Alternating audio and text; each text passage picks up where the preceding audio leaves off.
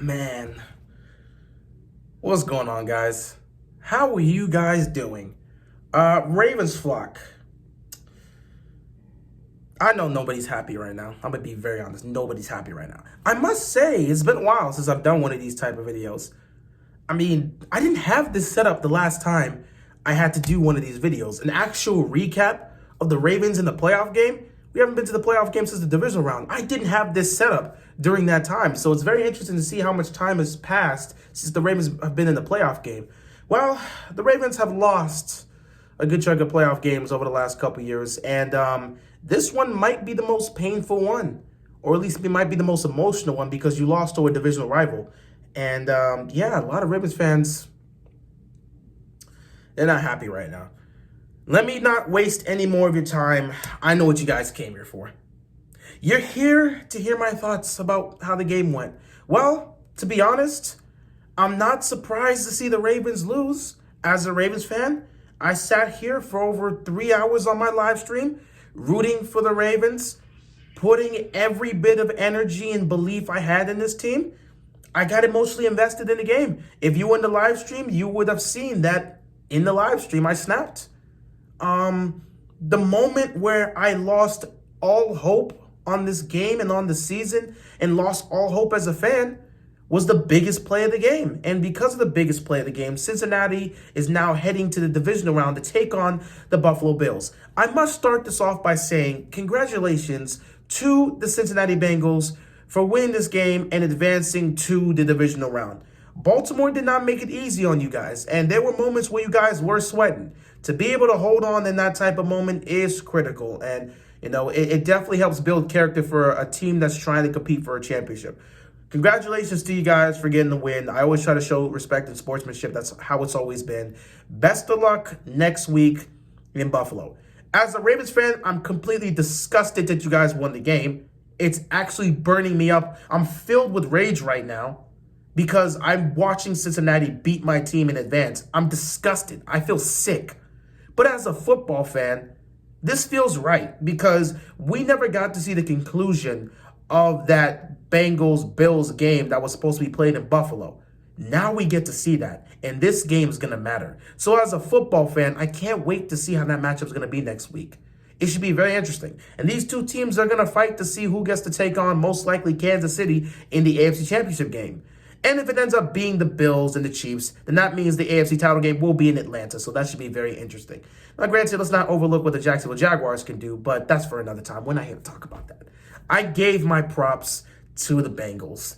Now let's move on to who we need to talk about. The Ravens. Every single issue we've had with this Ravens team for the last 3 years was displayed in this playoff game. If you needed a reason to fire Greg Roman, tonight would be the night. If you needed a reason to fire John Harbaugh, tonight would be a night. If you needed some sort of reason as to why this offense, if you needed a reason to point to this offense and say, you're trash, tonight was kind of that night. I will say this, though, the team went out there and fought with everything they had, and they left it out there on the table. But one play cost you. That one play cost you, and that was the difference maker. That ended your season right there. Let's start off with the defense. The defense was able to force a turnover, and in all honesty, they held Joe Burrow to 17 points. I said if the Ravens defense can hold the Cincinnati Bengals to under 20 points, they're going to have a good shot to win this game. The defense, for the most part, did their job, especially in the second half. They did do their job. Unfortunately, they just kind of ran out of time in terms of trying to do anything there. Unfortunately, it's just their efforts kind of went to waste because of what the offense did on the other side. But, they did what they could. They did what they could. I didn't like some of the coverages that I was seeing out there in terms of how they were deciding to cover Lamar Chase and these receivers. They were playing a lot of soft coverage. And because they were playing a lot of soft coverage, Joe Burrow was beasting and feasting with those soft coverages, and Lamar Chase was certainly beasting and feasting with that. And they were able to get a touchdown out of that, and I just didn't like that. I felt like they should have been a little bit more aggressive, but unfortunately, it just wasn't working out there. I think the defense didn't play terrible. They got to Joe Burrow a couple times. They forced a turnover. They made some stops. They forced some punts. And they did give Baltimore like 3 opportunities in the fourth quarter to try and tie this game. And Baltimore's offense failed in each and every single one of those times. So it is unfortunate, but that's kind of just how things rolled there. So I don't think you can look at the defense and be mad. Overall, you can say whatever you want about McDonald. I think his rookie year as a coach wasn't a bad one. At the end of the day, the defense is not the reason you lost this game. I said the key to win is holding them to under 20, and the defense did exactly that. They gave up 17. And a big part of why they gave up 17 is because of what the offense was doing, and that's turning the ball over. When the offense turns the ball over, what are you supposed to do? The offense did not help out the Ravens defense, and that's surely a damn shame. One thing that sucked was Roquan Smith got to Joe Burrow and on a third down, and he just straight up missed him. Had he had made that tackle, Cincinnati doesn't go and get a touchdown. It's just as simple as that. They don't get a touchdown if that happens, if Roquan Smith makes that tackle. But it's unfortunate, and that didn't happen. So, yeah. First half, the defense played relatively solid. And then in the second half, I think the defense played just as good, if not better, and gave opportunities to the offense. But ultimately, the defense is not playing the other side of the football, so there's nothing you can do there. I feel bad for them. They played their tails off and did everything they can to help this team win. Unfortunately, the team came up short. Now let's switch over to the main issue here, the offense. The offense today, like I already said, the offense did a great job in pointing out every single issue we have with the Ravens and every issue we've had with the Ravens over the last 3 years. The play calling from Greg Roman today was not good. I don't care about what you guys want to say. It wasn't good. The play calling was inconsistent. It was sloppy. There were a bunch of plays that just weren't good. And the execution was even worse at times. They found some success somewhere due to the Bengals having a couple miscommunications. But still, the offensive play calling was not good today. And ultimately, one would think that this should be enough to end the Greg Roman era in Baltimore. But knowing how the Ravens operate, I doubt that's going to happen. I don't trust this team. They don't really like change like that. They like to stick with their guns to the bitter end. But yeah, Greg Roman just wasn't good. He just wasn't good with the play calling. Same old issues with these penalties, dealing with false starts, dealing with some illegal formations. The same issues we've been complaining about for years now. All of that showed up in the playoff game, and nothing changed. Now let's actually get into the players themselves. In terms of the running game, I feel so bad for J.K. Dobbins. J.K. Dobbins was running the hell out of the ball, and it was a very, very, very useful weapon in the backfield. I mean, J.K. Dobbins was doing it all. He scored. He got a touchdown. He was everywhere, and he was the main reason why we were even in this game in the first place.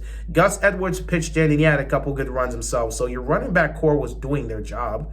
We did say run the ball. I wish we would have ran the ball with them a little bit more, but I don't know what to tell you.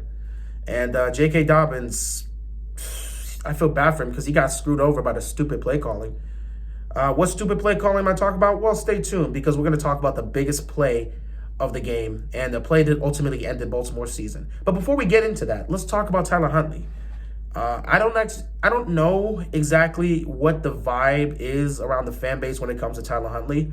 It feels like last year when Lamar got hurt for the first time and Tyler Huntley came in, no one really blamed Tyler Huntley for how things turned out. He had that game against the Packers where he had 4 total touchdowns, and it looked like he could get the job done, and they barely lost. And people thought, you know what, he's a great backup. He can get the job done. Ravens flock was rocking with Tyler Huntley.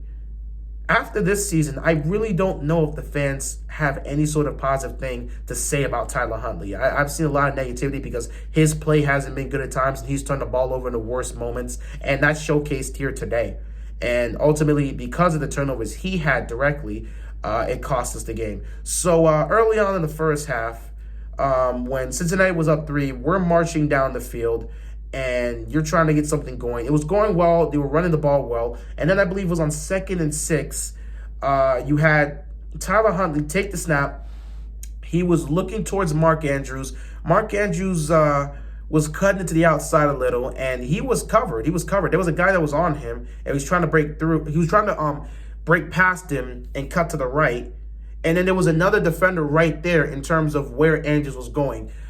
Tyler Huntley tried to fit that pass in a tight window. Not only was that a bad decision because the defender was right there to pick it off, which he did, but he also threw an awful pass. So it was not a pinpoint pass that, it could go either way. It could be a pick, but most likely it's an incompletion. It wasn't even that. You threw it right to the defender. So a bad interception led to a touchdown drive for Cincinnati. But, yeah, his turnovers definitely hurt. So in the first quarter, you're already down 10 points.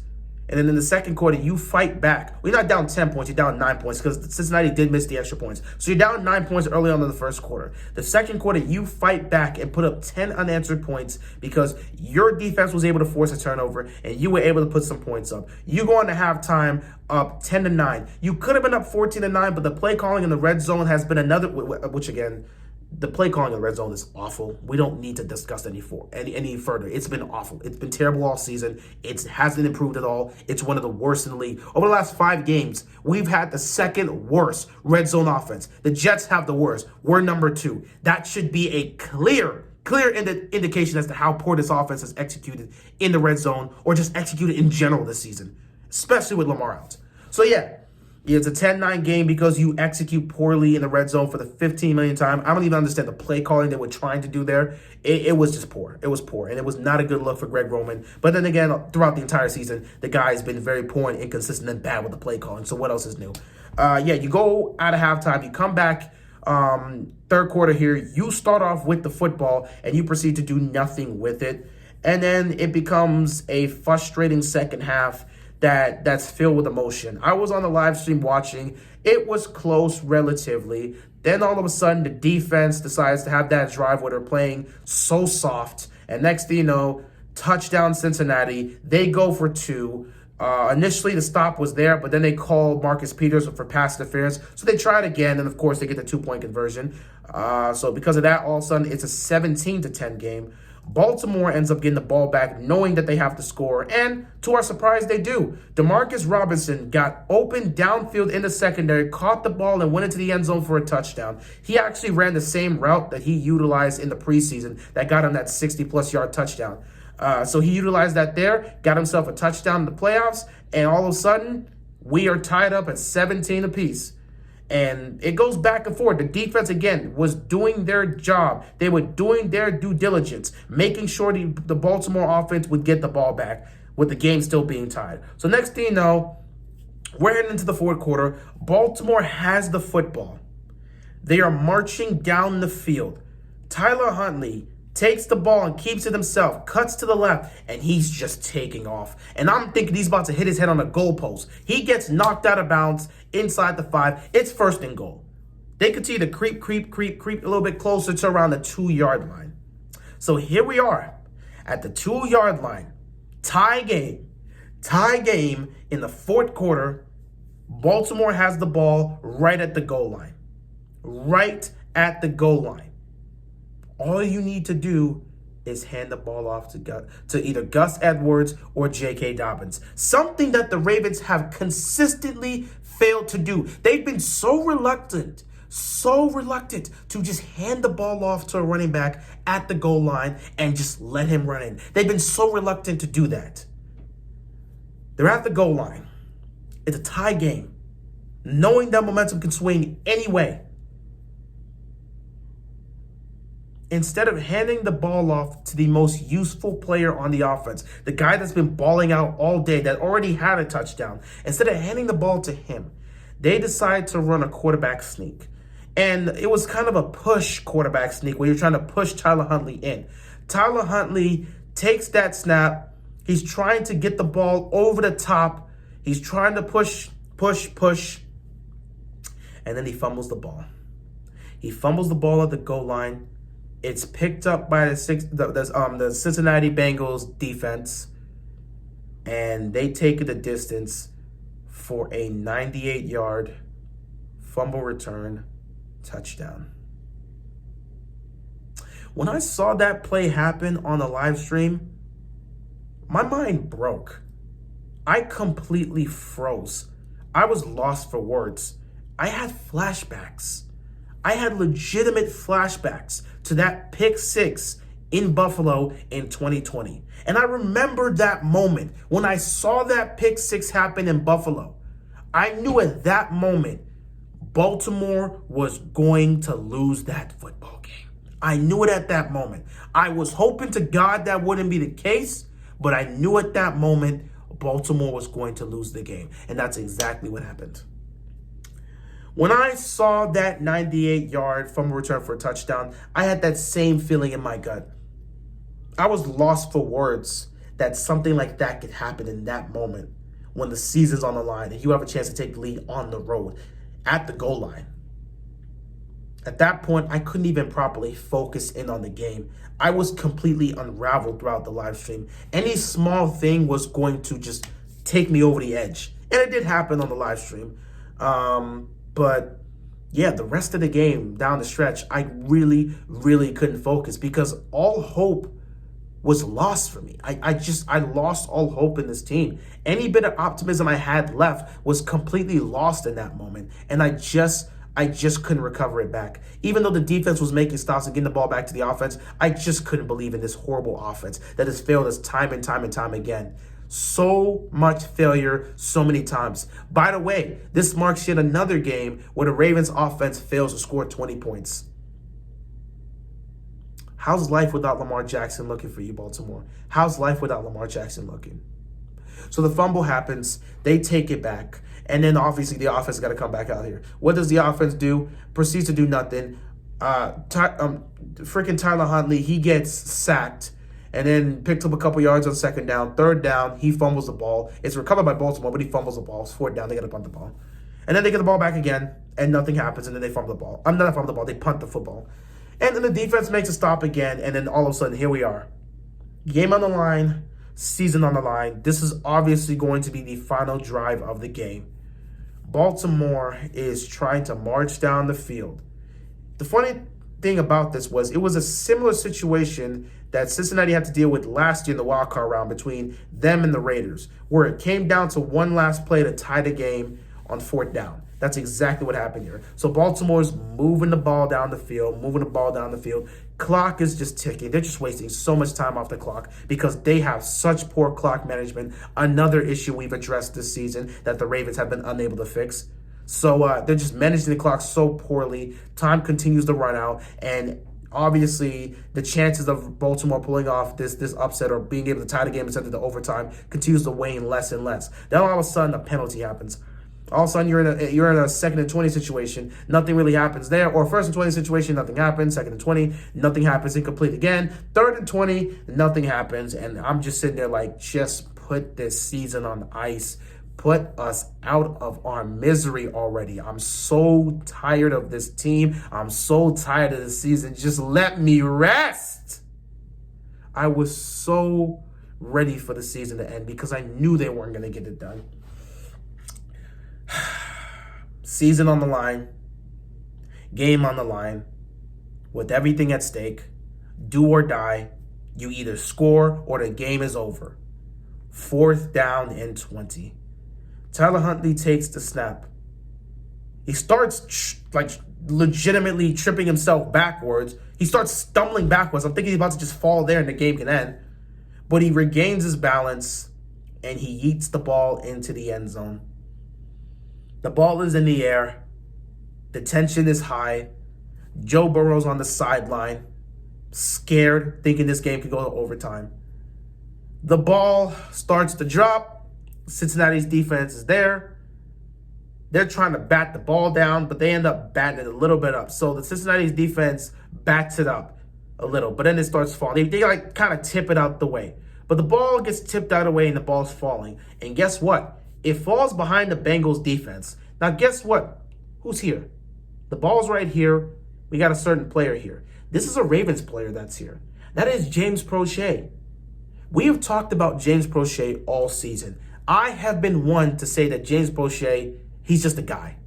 Sometimes he alternates between being a body and a guy. So sometimes he's just taking up a roster spot. Other times he's just here to be a guy on the offense that just happens to be on the field. He's not doing anything on the field, but he's on the field.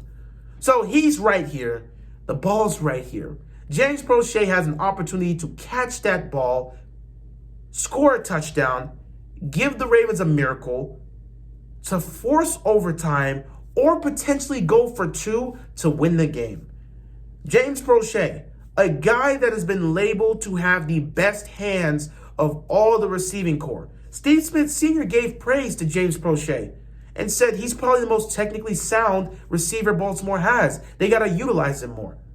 So in a situation like this, with the game on the line, a season on the line, it's a Hail Mary, do or die attempt, and you have James Prochet right there with an opportunity to catch this ball and save the game and save their season. The so-called best hands on the team drops the ball. And that's how the Baltimore Ravens season ends. The Ravens lose in a disappointing fashion. They lose in a miserable fashion to a divisional rival, and they had to sit right there and watch Cincinnati celebrate as they advanced on to the divisional round of the playoffs. Meanwhile, Baltimore's terrible, miserable season finally comes to an end, and the fan base can have peace. So here we are, ladies and gentlemen. Now that we've arrived to this point, what happens next? Baltimore's season has officially come to an end, but what is the future of the Ravens? John Harbaugh has been seen in a negative light by the fan base, and he's been called out by the media. A lot of people believe he should be fired. But is Steve Buscaglia ready to make that move? Is he ready to fire John Harbaugh? Harbaugh's been here for 15 years, and his philosophy's been here for 15 years. Sometimes you need a change. A big part of why they originally moved on from Brian Billick is because they felt they needed a change in philosophy. His methods, his philosophy, his way of doing things was not working for the Ravens. They weren't winning games. They were losing in the playoffs. Baltimore felt it was time for a change of philosophy in this city. So they went out and they got John Harbaugh. And since then, Harbaugh's been the head coach. He's been here for 15 years. It feels like his philosophy has run its course. It feels like Baltimore should make a move to look for a new head coach. But will they? I don't know. McDonald doesn't need to go anywhere. Me personally, he was a rookie defensive coordinator, and honestly, the defense was able to turn around, and given the situation he was dealing with and what he had to deal with a lot of players coming back, I feel like McDonald did a good enough job to get himself a second season, because the defense down the stretch wasn't really the reason you were losing games. It was this awful offense. So I feel like McDonald should be good enough to stay for another year to see to see how he continues to progress as a defensive coordinator. So I think he's fine. Then you got Greg Roman. Greg Roman might be the most hated person in Baltimore right now. In terms of sports, in terms of Baltimore sports, Greg Roman might be the most hated person in that city right now. He might be the most hated person in his fan base. So many people want this man gone. They want him as far away from Baltimore as possible. But will that happen? Apparently, Greg Roman's contract is set to expire this offseason. Will the Ravens renew his contract and bring him back? Or will they look to move on elsewhere? After a season like this, one can only assume the Ravens would move on from them. Surely they wouldn't be stupid enough to bring this guy back after everything he's done. But then again, it's not the Ravens' way. The Ravens are stubborn. They like doing things their own way. They want to zig when everyone else is zagging. That's what they want to do. So I don't think Greg Roman's going anywhere, but we'll see. In my opinion, I think they're going to run it back with the same coaching staff. And when it doesn't work next year, they'll pretend nothing's wrong. I just don't see change happening. But I believe change should happen in Baltimore. And it's something that definitely needs to be discussed moving forward. But me personally, I don't see change happening. I just don't know. As a Ravens fan, I really do hope for change in Baltimore. I feel like Steve Buscaglia has to take a serious look at this coaching staff. Also take a look at the medical group, because the injuries we've suffered this year, that medical staff has done a very poor job in handling injuries. They did a poor job last year. They've done a poor job this year. You need to make some changes with that medical staff. Baltimore needs to sit back and really reevaluate themselves, because right now you're stuck in a limbo. You look like a team that can compete, but you're never going to be able to take that extra step. Greg Roman is holding this team back, and everybody can see it. John Harbaugh may need to go too, because it looks like his philosophy has run its course. 15 years in Baltimore, his philosophy has run its course. Maybe it's time to move on from him. But will that happen? I don't know. And then I think of Lamar Jackson, and I think of what has happened throughout the season. I talked about this before the start of the season. If the Ravens did not get this guy's contract extension done, that will be the talking point of this season. This has been a very, very frustrating season to deal with. And Lamar Jackson, his whole situation has been the central focus of this Ravens team. The media could not shut up about it the entire season, and it was just nasty and disgusting, and it was drama-filled, and it was horrible to deal with as a Ravens fan.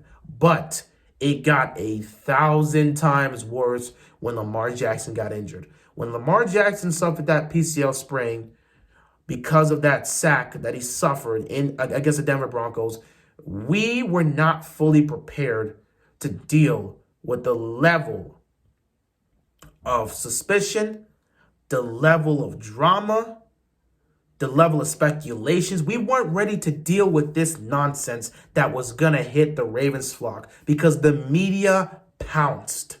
The fans began to speculate, and nobody could understand what the hell was going on with this Lamar Jackson situation. It was truly, truly sickening, and it was tough to watch. Once again, for the second straight year, we had an opportunity to win our division and host a home playoff game. However, Lamar Jackson suffers an injury, goes down, and not only do we lose the division, we lose out on that chance to play at home. Last year, we missed the playoffs. This year, we made the playoffs. That's just how it worked out. But at the end of the day, the season really came to an end when Lamar Jackson went down because this offense was never able to replicate what he was doing on it. They weren't even coming close to scoring 20 points. They just weren't. But with the Lamar Jackson situation, it's very interesting to think about. Will they sign him to a long-term deal? Will they use the franchise tag? We already saw them give Roquan Smith a 5-year deal. He's going to be here in Baltimore for a while. But what happens with Lamar Jackson? What are the Ravens' moves? What are their plans? The offseason is officially hit, but we have no clue as to what the Ravens are going to do regarding the Lamar Jackson situation. It's been a tough one, ladies and gentlemen. It's been a real tough one, but they're going to have to address these issues. They're going to have to address the John Harbaugh situation as in terms of whether or not he should really come back as the head coach. They are going to have to address the Greg Roman situation. His contract is up. Do you resign him or do you let him go? After everything that happens, you should probably let him go, but Baltimore is going to have to make that decision. You want to look at your medical staff because the way the injuries have been handled in Baltimore over the last 2 years has not been good. Derek Wolfe called out this medical staff, and every single day since, that medical staff has been proving him right. So they need to start looking towards getting rid of those guys and getting new guys in that medical staff because they have done a very poor job in handling injuries and taking care of the health of these players over the last couple of years. Derek Wolfe said it perfectly, and it's been the case. So you got to deal with Harbaugh. You got to deal with Roman. You got to deal with the medical staff. You may want to look at the other positions. You got to take a look at the coaching staff as a whole and really assess it. And then you got to look at the Lamar Jackson situation and figure out what you're going to do. I'm so sick and tired of the debates. Figure it out. If you want to trade him, trade him. If you want to sign him to a long-term deal, sign him. If you want to give him that long-term deal, sign him. The offseason is officially hit. Baltimore needs to get that done as quickly as possible. Unfortunately, that probably won't be the case. But they need to get some of these things settled immediately because with the way things are going right now, Baltimore is heading towards a dark path. Right now, you're in limbo. You're in limbo because you keep getting to the playoffs or showing some success, and you're looking like one of the better teams in the league. Yeah, at times you look like one of the best teams in the league, but you can never live up to that potential. What do you want to be? At some point, you have to make those changes, and these things need to be addressed no matter how much they want to ignore them. Harbaugh may need to go. Roman may need to go. This whole coaching philosophy may need to go. Changes may need to be made in Baltimore. And it's up to Steve Bisciotti to make those changes. You're the owner of the team. It's up to you to make those changes. And whether or not you're going to make those changes, who knows? Whether or not you're going to give Lamar Jackson the extension he deserves, who knows? We have no clue how things are going to go. But something is going to need to change in Baltimore, and it's going to need to change fast. It's been a long season, guys. but it's finally over. Ravens flock, this horrible, disgusting, drama-filled, miserable season has finally come to an end.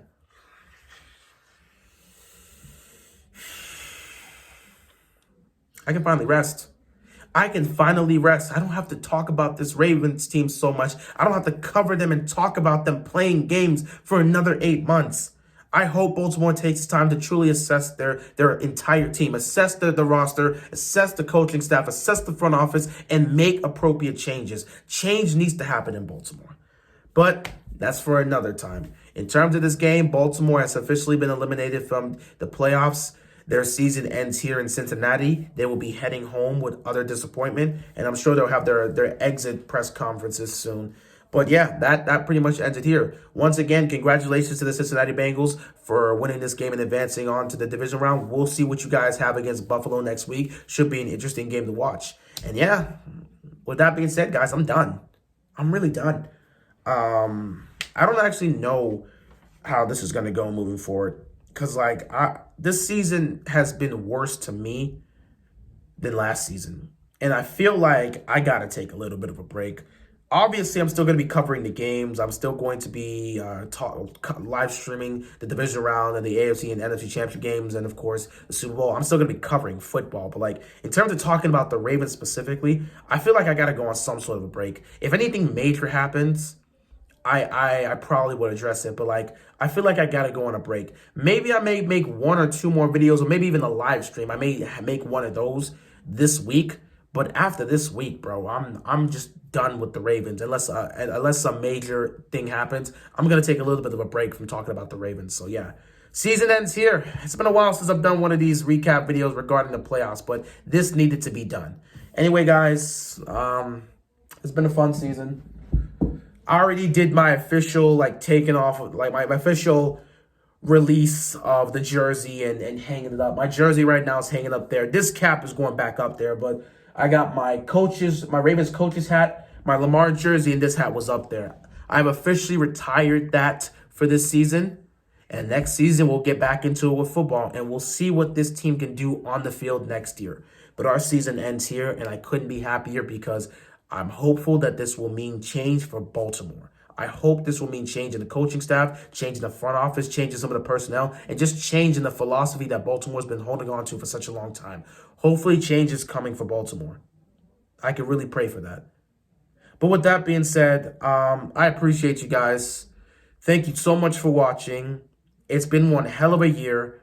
A year from hell, in fact. I hope to never have to go through a season like this where the contract has to be discussed. Please don't let us go into next season dealing with this. I'm begging you. But with that being said, thank you so much for watching. That's all I've got. And I'm out of here. Peace.